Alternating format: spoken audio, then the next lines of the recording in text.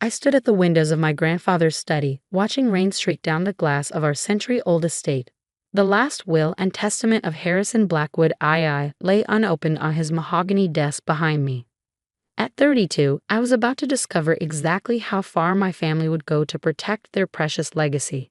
More importantly, I would finally reveal what my grandfather and I had planned for the past 3 years. Miss Victoria Andrews, our family butler who had served 3 generations of Blackwoods, appeared at the door. The family has assembled in the main library. I nodded, gathering both my composure and the envelope. Thank you, Andrews. I'll be there momentarily. Walking through Blackwood Manor's corridors felt like traversing time itself. Oil paintings of stern-faced ancestors watched my progress, their eyes seeming to judge whether I was worthy of the name I carried. I had spent the last decade proving myself in the corporate world, building my own successful investment firm far from the family's influence. Now, circumstances had drawn me back into the web of Blackwood politics. The library doors opened to a scene of barely concealed tension.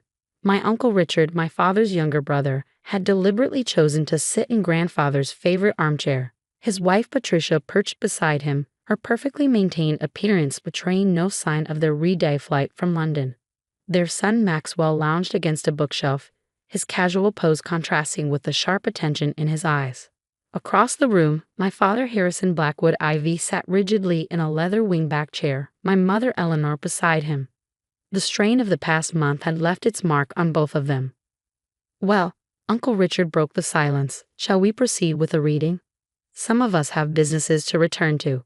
I moved to the center of the room, feeling the weight of expectations pressing down on me. Before I open this, there's something you should know. Grandfather asked me to serve as executor of his estate. The reaction was immediate. Richard's fingers tightened on the armrest, his knuckles whitening. That's absurd. I'm the family's attorney. I've handled all our legal matters for 30 years. Nevertheless, I replied calmly, it was his explicit wish.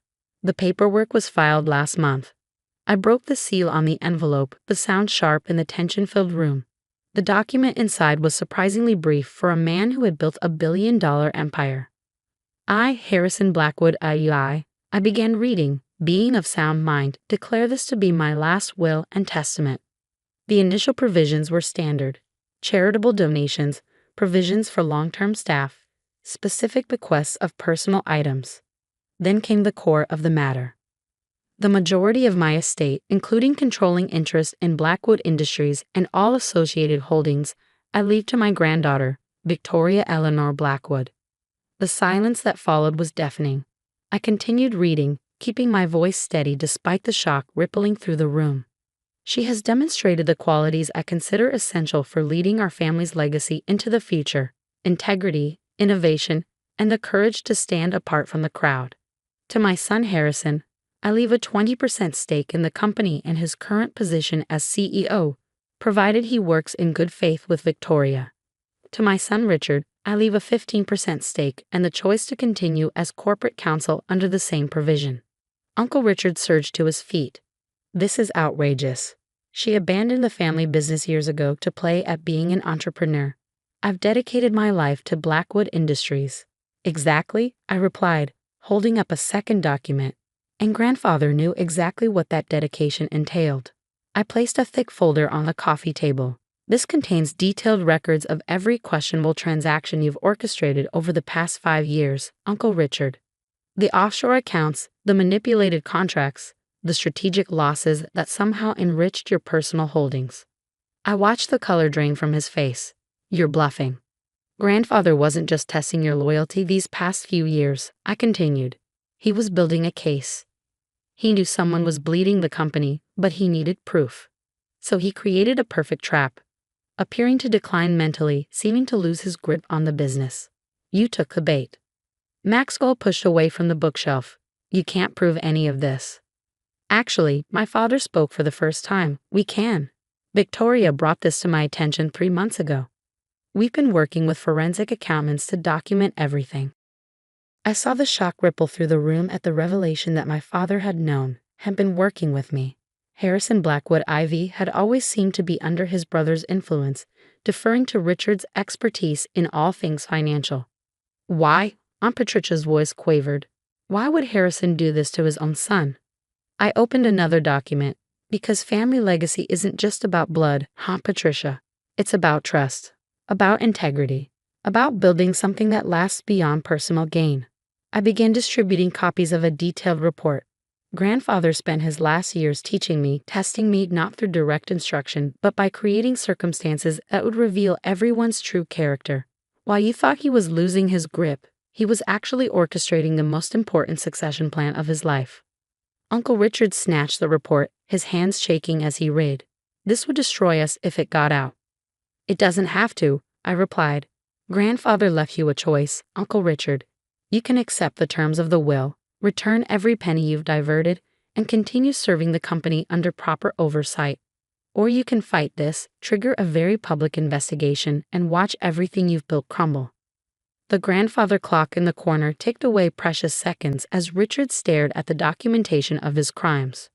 Finally, he sank back into his chair, defeated.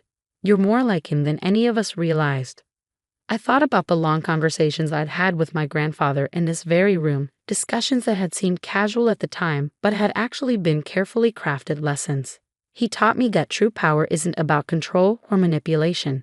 It's about responsibility, to the company, to our employees, to our legacy. Over the next several hours, lawyers were called, documents were signed, and the shape of Blackwood Industries' future began to emerge. I would assume control gradually, working with my father to ensure a smooth transition. Richard would remain as counsel, but under strict oversight. Maxwell, after a private conversation with me, agreed to enter a management training program, earning his place rather than expecting it. That evening, as the family dispersed to their respective corners of the manor, I returned to my grandfather's study. Andrews appeared with a decanter of the special reserve scotch my grandfather had always favored. He would be proud, Andrews said quietly, pouring 2 glasses. He always said you had his mother's spine of steel. I accepted the glass, surprised. Andrews had never joined in a drink before. You knew about his plan, didn't you? Mr. Blackwood confided in me that he was setting up a series of tests, yes. But the choices were all yours, Miss Victoria. You proved yourself not by passing his tests, but by staying true to your principles even when you didn't know you were being tested. I thought about the path that had led here. Leaving the family business to build my own company hadn't been an act of rebellion, as everyone had assumed, but a need to prove I could succeed on my own merits. Every success, every failure had taught me lessons that would now serve in leading Blackwood Industries. To the old guard, Andrews raised his glass, and the new beginning.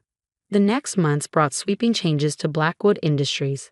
I introduced new technologies, streamlined operations, and expanded into emerging markets. Richard, chastened by the exposure of his schemes, became a surprisingly valuable ally once he understood that his position now depended on merit rather than manipulation. My father flourished in his role as CEO, free from his brother's influence and supported by my innovative strategies. Our partnership became the talk of the business world. The experienced chief executive and the fresh-thinking chairman working in perfect harmony.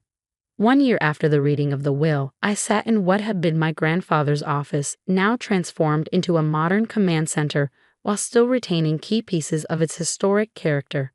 His portrait washed over me as I reviewed quarterly reports showing record profits and unprecedented growth. A knock at the door preceded Andrew's entrance. Miss Victoria, I found something while organizing your grandfather's personal effects that he wanted you to have when the time was right. He placed an old leather journal on my desk.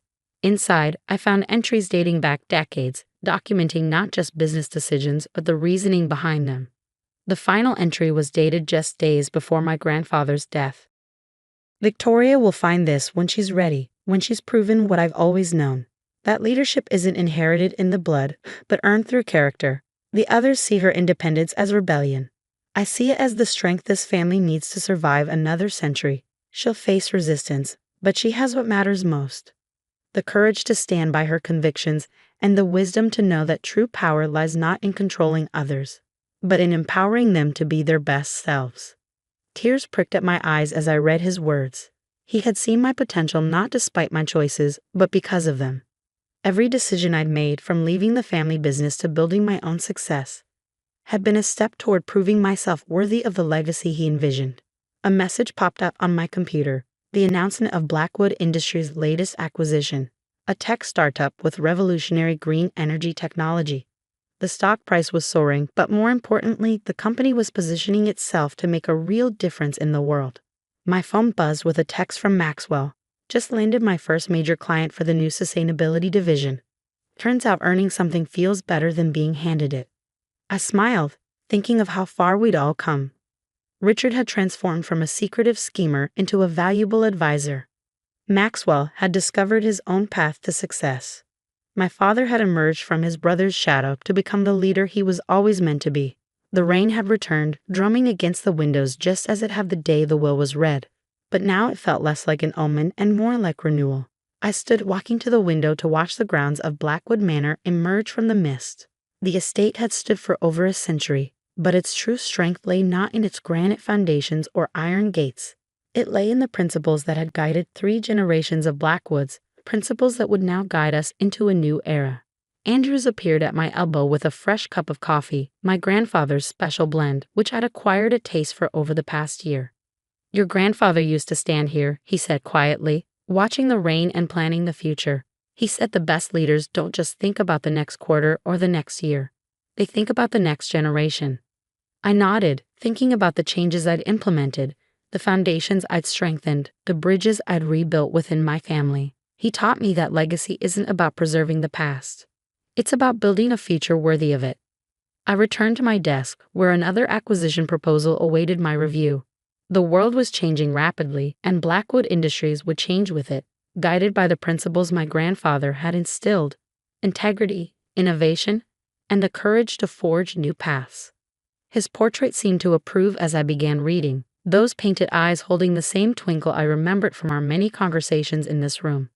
He had given me more than just a company. He had given me the chance to prove that true inheritance wasn't about bloodlines or birthrights, but about the values you chose to uphold and the legacy you chose to build.